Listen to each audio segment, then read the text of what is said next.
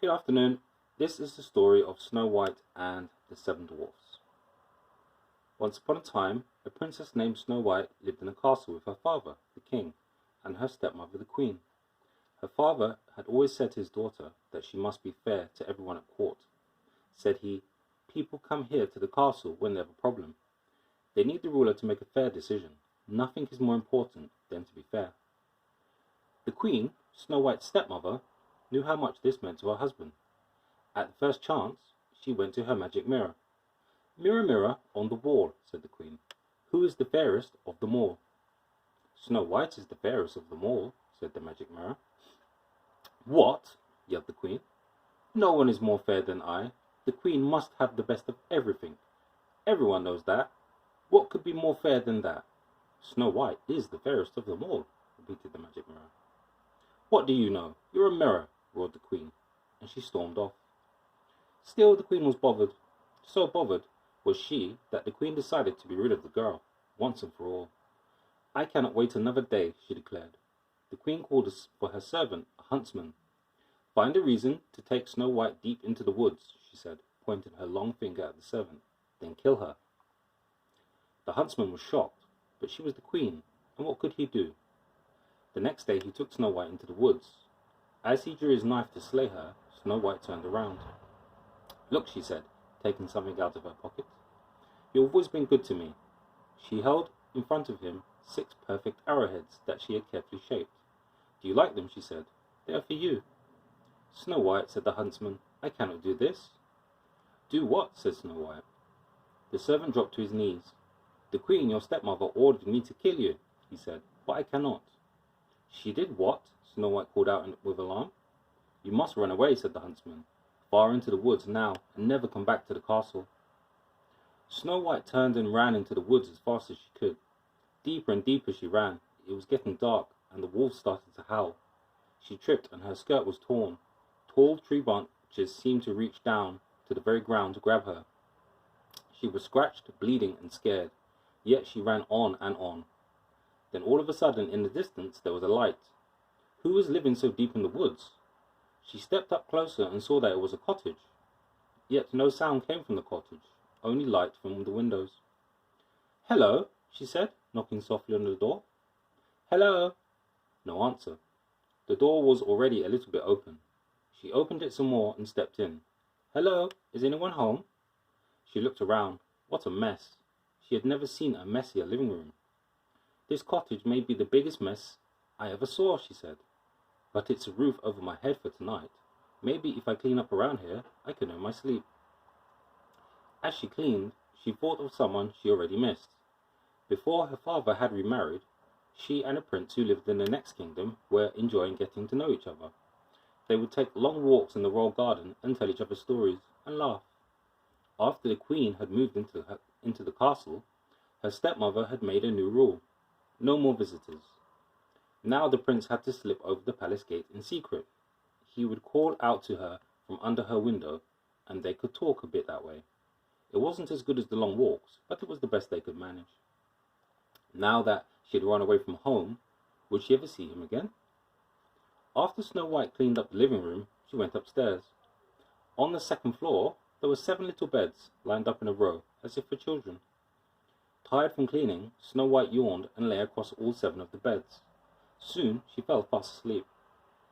In the meantime, the 7 dwarfs were heading home from a long day of working in the jewel mines.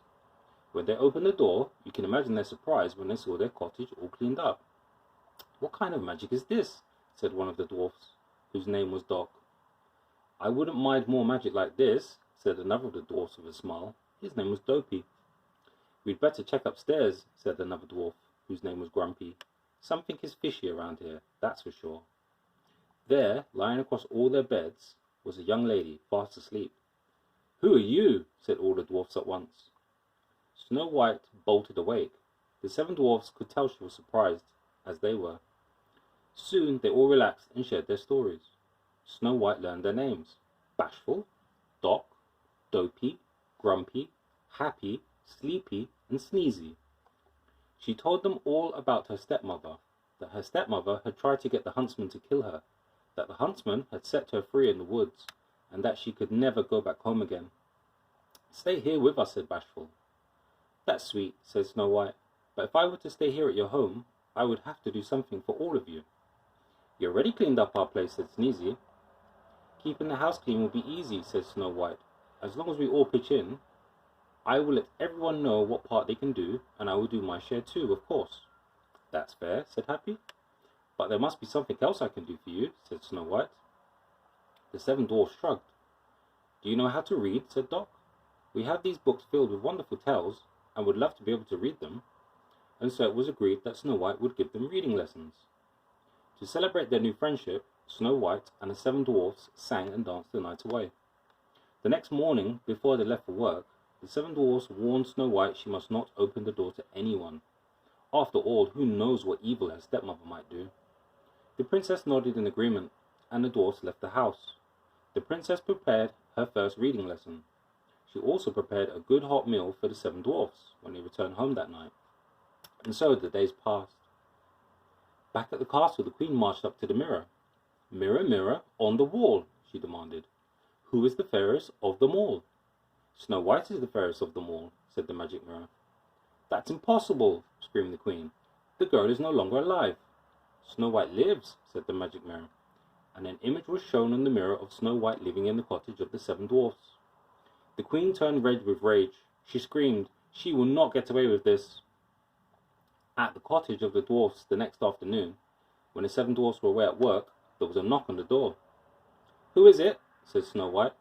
She remembered the warning of the seven dwarfs not to open the door to anyone. "It's only a poor old woman," came a squeaky voice, "selling apples." Yet it was the evil queen, disguised as an old woman. "It's raining out here, my dear," said her voice through the door. "Please let me in." Poor thing, thought Snow White, having to go door to door selling apples in the rain, and so she opened the door. "Take a look at this big red apple," said the old woman, who, as you know by now, was really the queen in disguise. She held the red apple close to Snow White's face. "Lovely, my dear, isn't it?"